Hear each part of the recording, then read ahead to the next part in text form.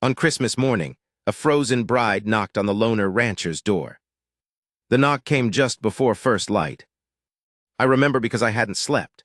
I'd been sitting in the dark with the stove going and a cup of coffee gone cold at my elbow, watching nothing in particular, doing the kind of thinking a man does when the calendar lands on a day that used to mean something to him. Christmas. I'd stopped marking it after Alina died. 8 years now. The day had started arriving like everything else, just another square of cold. I'd checked the cattle before dark, same as any night. I'd eaten, same as any night. I'd come inside and sat down, and the house had done what it always did, which was nothing. It was a house that knew how to be empty. So when the knock came, my first thought was the wind. We'd had wind 3 days running off the Upsarokas, the kind that finds every gap in your chinking and reminds you that this country only tolerates you, it doesn't welcome you. I'd grown used to the house making sounds that weren't quite right. I waited. The knock came again, 3 times, not the wind. I took the rifle off the hooks above the door. What was standing on my porch was not what I expected.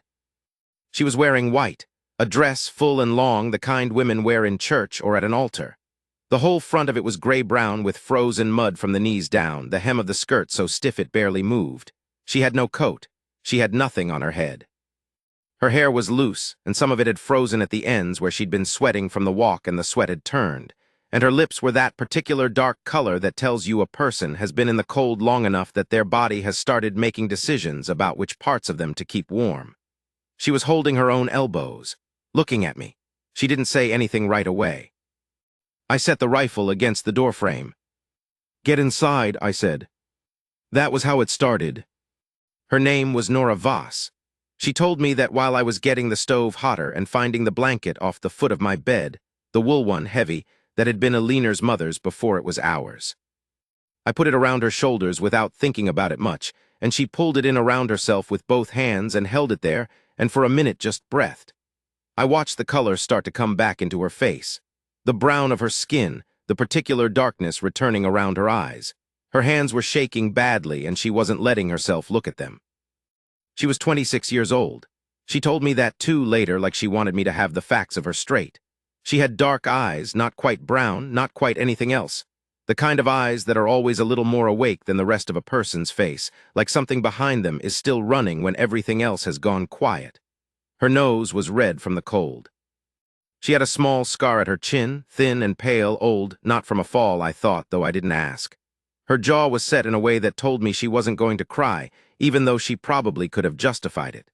She looked like a woman who'd made a decision and was sitting inside it, waiting to see what it cost. I made her drink the coffee even though it was cold. Then I made more. She'd come from the Alderman Ranch, she said, 10 miles east toward town. She'd been brought there 3 days ago from Billings by her father, who had an arrangement with Conrad Alderman, an arrangement she'd had no say in, which was apparently not unusual in her experience of her father. The wedding had been planned for Christmas morning. 6 o'clock, she said. The preacher had been brought in from Hardin. There were guests coming, men Alderman did business with, men who would have eaten his food and drunk his whiskey and watched a young woman who didn't want to be there walk to the end of a room and say words she didn't mean. She'd waited until the house went quiet, until she was certain everyone was asleep, and then she'd walked out through the kitchen in her dress and her good shoes and nothing else, because everything else she had was either her father's or Alderman's, and she didn't want any of it. I asked her how she'd known which direction to walk. She said she didn't. She'd walked away from the lights. I looked at her sitting there in Alina's blanket with mud dried on the hem of her wedding dress and her chin still up, and I thought, this woman is going to be trouble. Not the kind I'd had before, not the whiskey kind, not the debt kind, not the kind that comes when a man bets wrong and loses stock. The other kind, the kind that makes other men ride to your door. I was right about that. I want to tell you what this valley was like, so you understand the shape of things. Burned Creek wasn't much. Maybe 200 people, a general store, a church with a leaning steeple, a saloon that smelled like old wood and bad luck, a livery, a school that ran in the fall and spring. In summer it was tolerable. The creek ran high and the meadows went green, and you could almost understand why someone had decided to stop here. In winter it pulled in tight like a fist. Everybody knew what everybody was doing, and most of them had an opinion about it, and the opinions traveled fast and got heavier each time they changed hands. My ranch, 52 acres, a main house, a barn, 3 horses, 40 head of cattle, sat about 4 miles northwest of town, up against a ridge of pines that broke the worst of the northern wind. I'd built the main house myself over the course of 2 summers, Alina and I, after we arrived from Nebraska. She'd wanted it to face the mountains. She said she didn't want to look out a window and see flat ground anymore, so that's how I built it. The kitchen window faced the Absarokas. In the morning in summer, when the light hit those peaks a certain way, it was worth it. Even after she was gone, it was worth it. We had 7 good years here, Alina and I, then the fever came through and took her in the spring of '78, and I'd been alone since. The fever took 11 people that year. It had no preferences. It took Alina in 12 days, which was at least not long. I don't know whether that's a mercy or not. I've gone back and forth on it. The ranch ran well enough. I wasn't rich, but I wasn't desperate. I kept to myself. The people in town were civil, in the way people are civil to a man they're a little sorry for but don't know what to do about.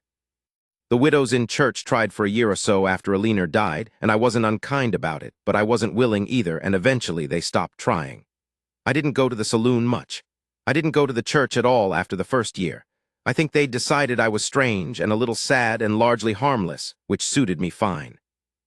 I had work to do and I did it, and the seasons came and went, and I got older without particularly noticing it until I looked in a piece of mirror one winter and saw a man with more gray in his beard than brown and thought, well, Conrad Alderman was a different order of man. He owned about 3,000 acres south of the creek, plus shares in a freighting company and the general store, plus the goodwill of the county sheriff, whose name was Pell, and who had the handshake of a man who'd practiced it on men he needed things from. Alderman was maybe 55. A big man, wide in the chest, with the kind of face that seemed to be smiling even when it wasn't. The muscles around his mouth arranged themselves that way naturally, so you were always slightly uncertain of his mood until you were close enough to see his eyes. He'd had 2 wives before. The first died young, the second had left, though nobody in Burned Creek talked about that openly, and if you asked about it, the conversation had a way of drying up. He wanted Nora because she was young and her father owed him money, and that was the whole of it. I understood that the first time I saw him. He didn't come on Christmas Day. I expected him to, but he didn't. Maybe he was waiting to see if she'd come back on her own. Maybe he was giving her father one more chance to go fetch her. Maybe he was just letting the cold work on his behalf. He came the day after. I'd spent Christmas doing the things that needed doing regardless of the calendar. Fed the horses. Broke ice in the water trough, which had gone solid overnight, had to use the back of the axe and then the handle to get down to liquid. Split enough wood for 3 days. Checked the heifers in the south pen. The sky was white all day, low and still, holding the promise of more snow without delivering it. Nora had slept most of the day, which she needed. I kept the stove at a good heat and let her alone. When she came out in the evening, she was wearing a shirt of mine, the gray flannel, and a pair of my trousers I'd cut down with my knife to something like her length, and she'd cinched with a length of leather cord around her waist.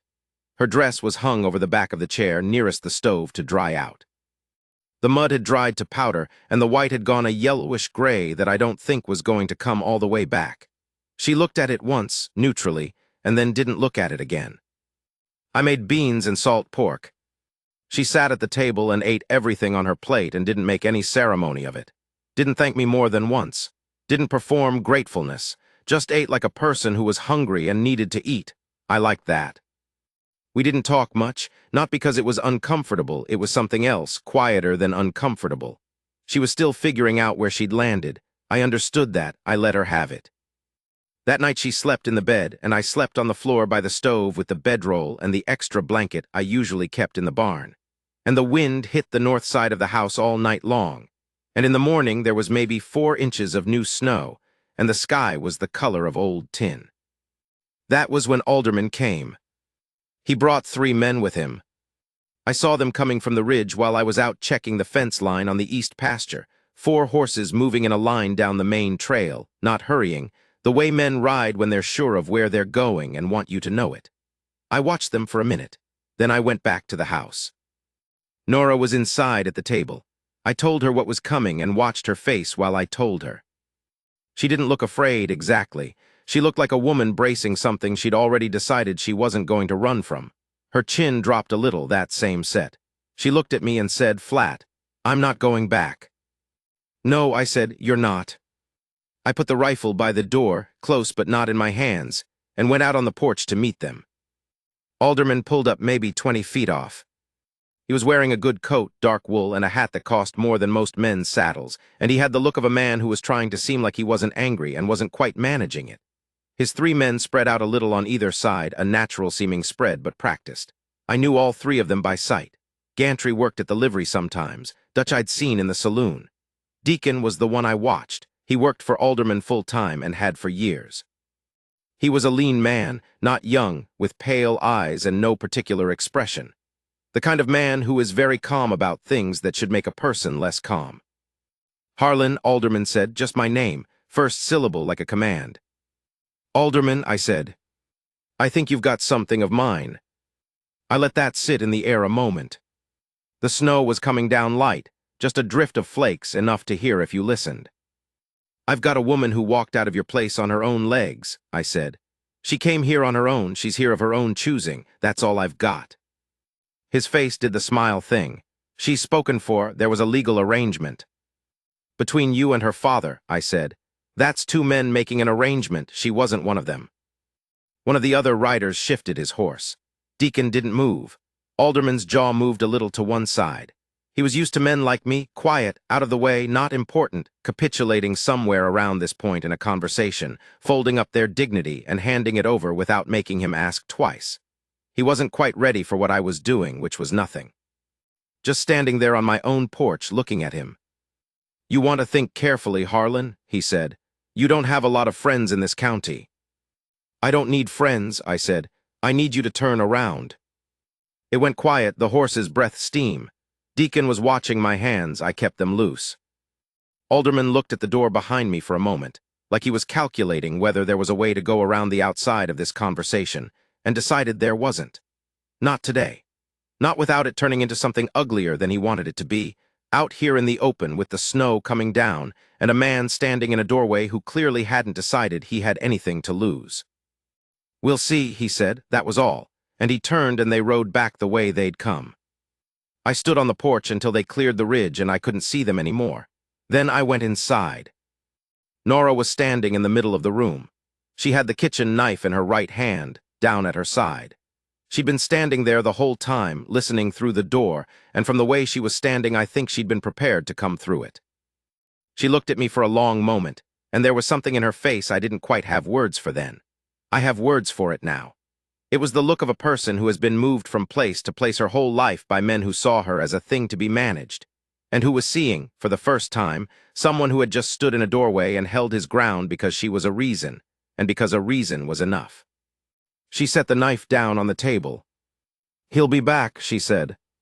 "Yes," I said. "With more men, probably." "Probably." She nodded once. She looked at the knife, then at the door, then at me. She said quietly, "You didn't have to do that." "No," I said. "And I went to put more wood on the fire." She stayed. I want to be plain about how that happened, because it didn't happen the way it happens in the stories men tell each other, the sweep of it, the grand gesture. It happened slow and practical and real. It happened in the work. She pulled her weight from the first day. I don't mean she tried to, I mean she just did it without conversation. She was up before me the second morning, had the stove going, was halfway through the milking by the time I got to the barn. I told her she didn't have to do that, and she looked at me like I'd said something in a language she didn't quite speak. "I know I don't," she said, and kept milking. She'd grown up on a farm in eastern Montana, the oldest of 5 children. She knew cattle. She knew horses better than she let on. I found that out in the second week, when the gray roan was favoring his left foreleg and I was going back and forth about what it was and what to do about it. And she just walked into the stall, ran her hands slowly down the leg, found the heat at the fetlock, and told me what she thought it was and what I ought to do about it. She was right.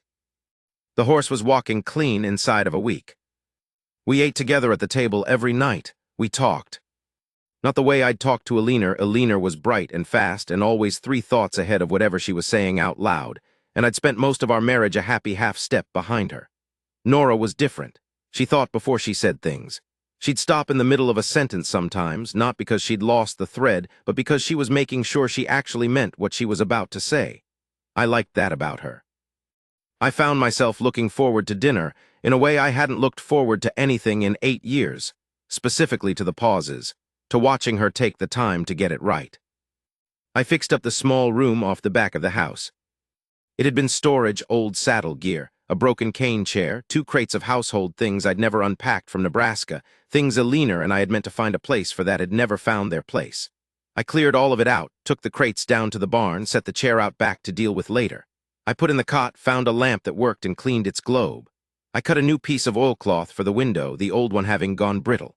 I didn't say anything about it. I just did it over the course of a morning, and then told her it was hers. She stood in the doorway and looked at it for a moment, the clean cot, the lamp, the new oilcloth, and I could see her taking it in. Then she said very quietly, "Thank you, Harlan." It was the first time she'd used my name. Just my name, plainly, as a way of meaning something. I don't know why that landed the way it did. It just did. I went back out to the yard and split a cord of wood that didn't necessarily need splitting that afternoon, and I didn't think too hard about why. Alderman was not a patient man, but he was a careful one. He let 2 weeks pass. I think he was waiting to see if I'd get nervous and send her into town, or if she'd get cold and lonely and walk out on her own. When neither happened, he changed his approach. He sent her father first. Emmett Voss rode out on a Wednesday afternoon. A thin man, angular, with the look of someone who had once been broader, and had spent himself down through years of bad decisions and borrowed money. He sat on his horse at the edge of my yard and called out for Nora, and I came to the door first.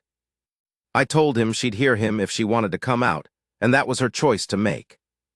She came out, she stood on the porch beside me. She didn't go to him. He talked for a while. He talked about obligation and about honor, though he used those words in a way that turned them inside out. He talked about the money he owed Alderman and what it would mean to his other children if this arrangement fell through. And I noticed he said his children, not her brothers and sisters. He talked about sacrifice, about what he'd given up to make this opportunity for her, though the opportunity he kept describing seemed to be mostly his. He did not, I noticed, ask her how she was. He did not say her name with any warmth in it. He did not look at her like a man looking at his daughter. He looked at her the way a man looks at a debt that has developed opinions about being repaid.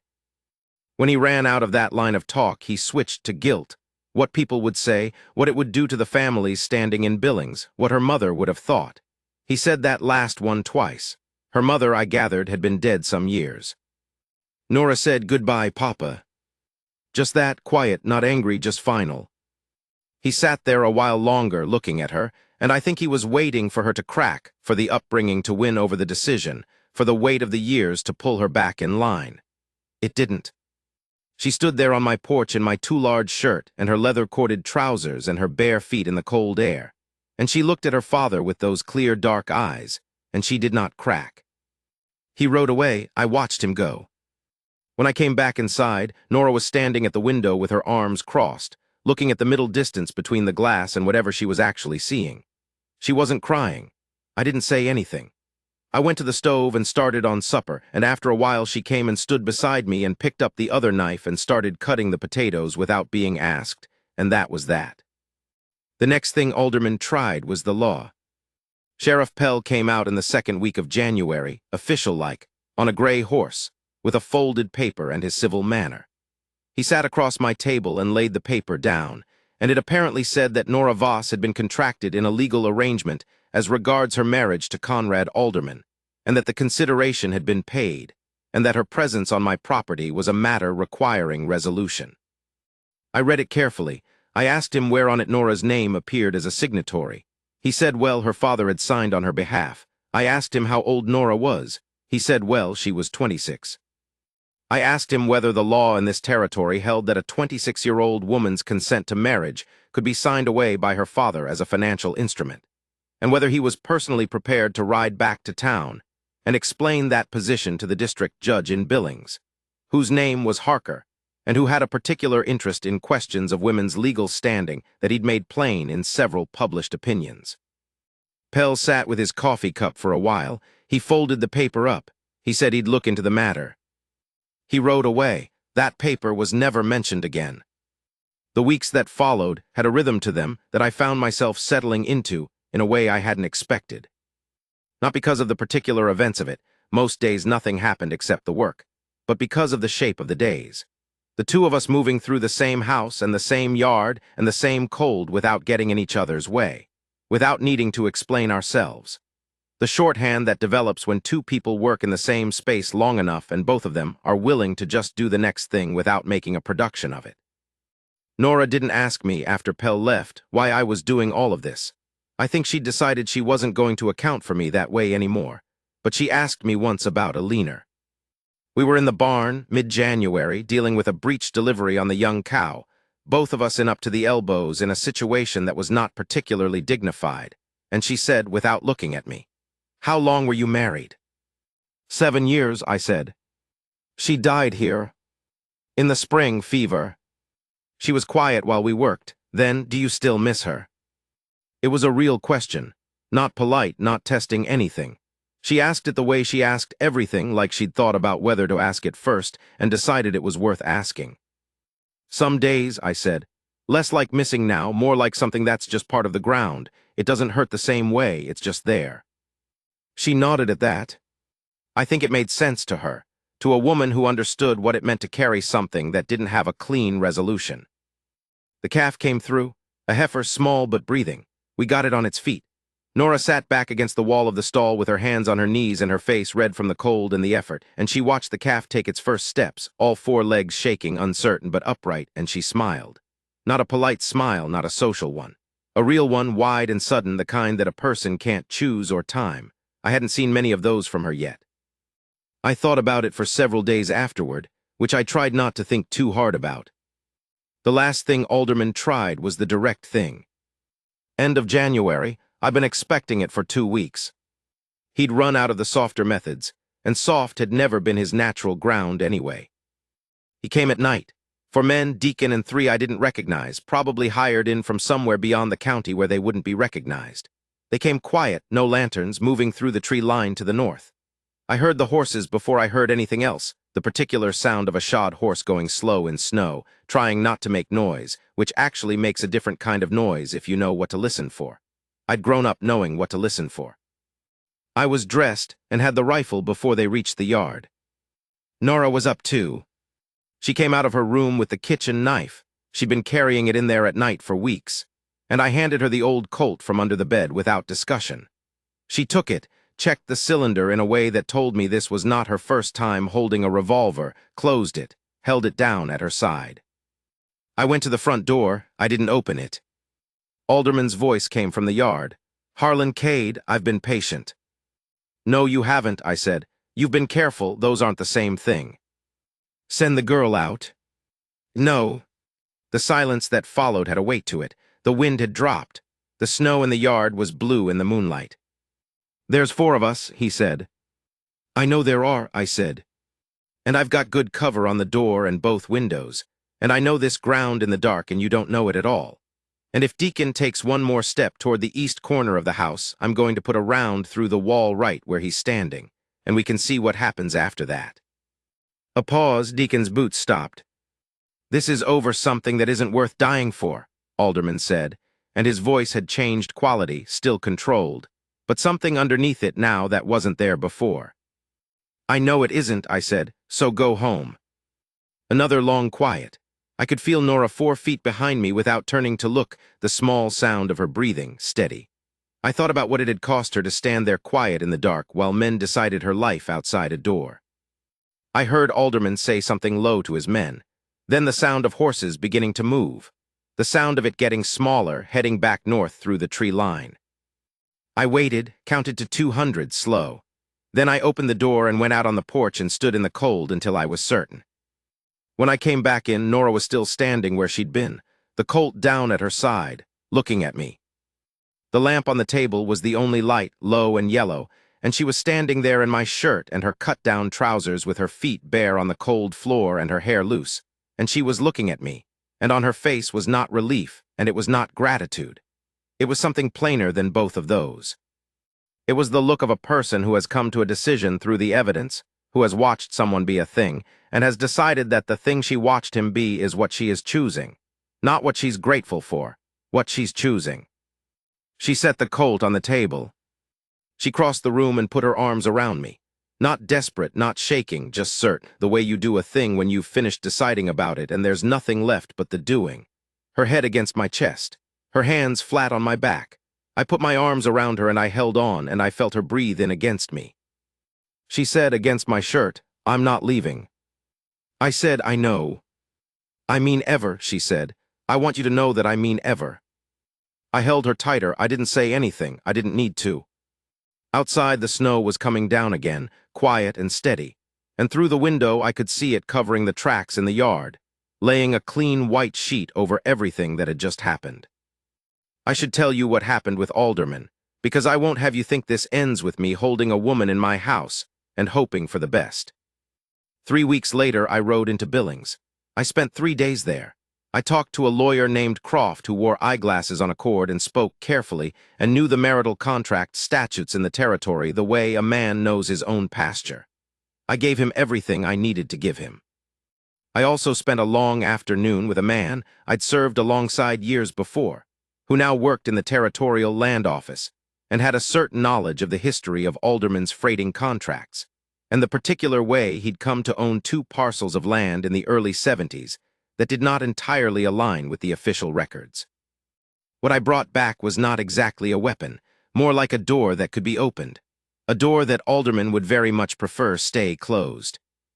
I rode out to his ranch on my own, no one with me, and I found him in his yard, and I talked to him for about 10 minutes. I told him what I had and where I'd left copies.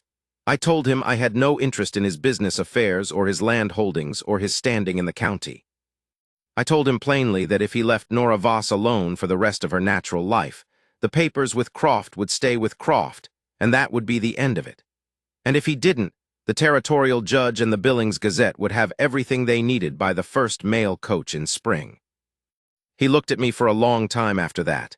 He was doing the accounting the way he always did, running the numbers, finding the outcome. He was good at that. It was how he'd built what he had. Then he said, "She means that much to you." It wasn't a question. It wasn't hostile. He said it the way a man says something when he's genuinely arrived at something he hadn't accounted for, when the books have turned up a figure he doesn't recognize. Like the idea of a man doing all of this for a reason that wasn't land or money or leverage was a foreign thing. He didn't say it with contempt. He said it with something closer to bafflement. I didn't answer him. I turned my horse and I rode home. When I got back that evening, Nora was in the yard splitting wood. She'd gotten good at it, not the way a person who's been trained gets good at something, but the way you get good at something you've simply done enough times that your body has worked out the right way to do it. She heard the horse and looked up, and when I got close enough, she set the axe in the block and watched my face. I told her it was settled, that he'd leave her alone. She nodded. She said, "How'd you do it?" I told her, enough of it so she had the truth of it. She listened without interrupting. When I finished, she was quiet for a moment, looking at the ground, turning it over. Then she said, "You spent 3 days in Billings." "Yes. For me." "For us," I said, because by then that was the honest word for it, and I was done circling around the honest word when I knew what it was. She looked up at me. She reached up and put her hand against my face, her palm, cold from the wood and the air, against my jaw and cheek, and she looked at me the way she had that night after Alderman rode away. That plain, decided look, except this time there was something easier in it, something settled, like a woman who has spent years uncertain of the ground under her feet and has finally stood somewhere that doesn't move. "Then I'll say it," she said, "since you're not going to." And she did. We were married in March, the day the first real thaw came through and the creek started running again under the ice. You could hear it, a low sound under the silence, water finding its way. We did it at the house. Croft came up from Billings because I'd asked him to, and he brought his wife. My neighbor Lester Briggs and his wife came, and their 2 older boys. That was the whole of it. Nora wore a blue dress she'd made herself through the winter from cloth I'd brought back from Billings alongside everything else. A deep blue, the color the sky goes just after the sun's gone down, but before the dark takes over. Not white. Blue.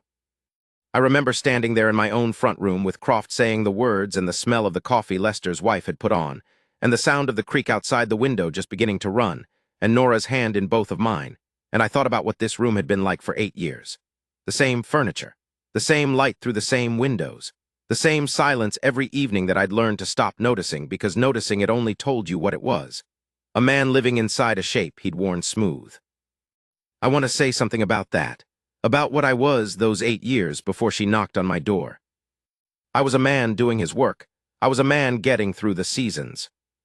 I was competent at what I did, and I was not dishonest, and I was not cruel, and none of that amounted to anything like a life. I'd stopped expecting anything from the world. I don't think I knew I'd stopped expecting things until I found myself with a reason to expect them again, and felt the difference like a man who's gone numb in the cold feels his hands when the warmth comes back. That first recognition that something was there all along, that the absence was never natural, it was just what cold does. Nora gave me my hands back. That's as close as I can get to it. I'm an old man now, older than I ever figured to get, to be honest with you.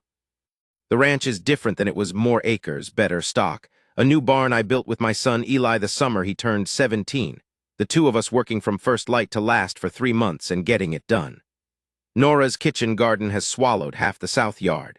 There are grandchildren now, 4 of them at last count, who come out in the summers and run the place like it belongs to them, which I suppose in a way it does. People in Burned Creek who remember those years have their version of the story. The alderman business has grown in the retelling. The number of men he brought that last night goes up every few years. My own part in it has taken on dimensions I don't entirely recognize. I've stopped correcting it. Let people have their version. But here's mine. Mine is a woman in a frozen wedding dress on my porch before dawn on Christmas morning, holding her own elbows, her lips the dark color of cold, not asking for anything, just waiting to see what kind of man she'd found.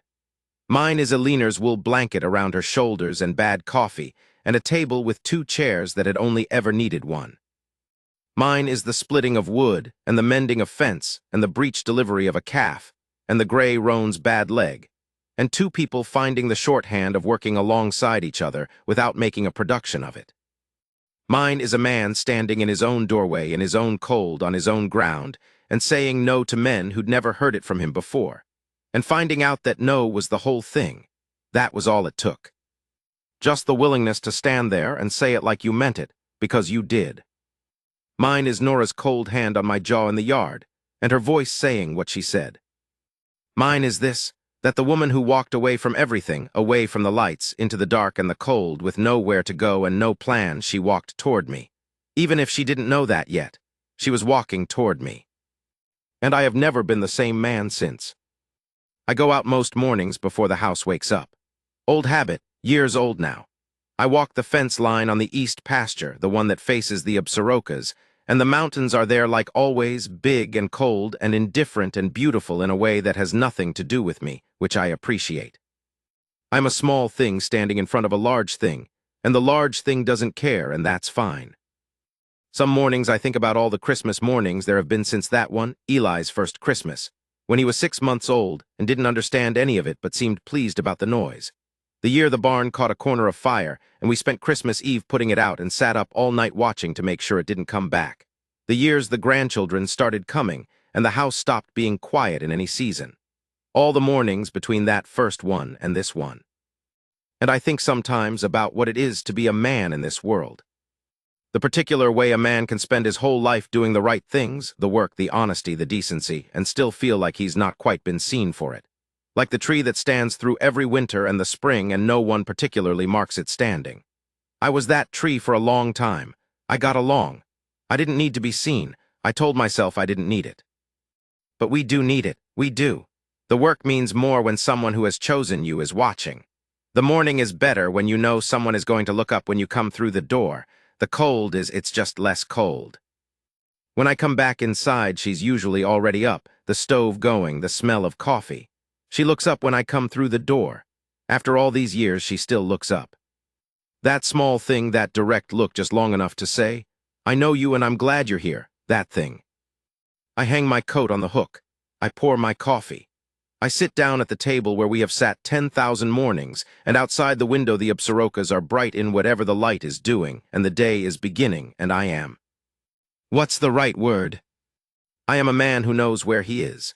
A man who knows what he has. A man who had the great luck of a woman walking out of a dark and frozen morning and choosing his door out of all the doors in the world and choosing to stay and never stopping the choosing. That's all I've got to tell you. That's the whole of it.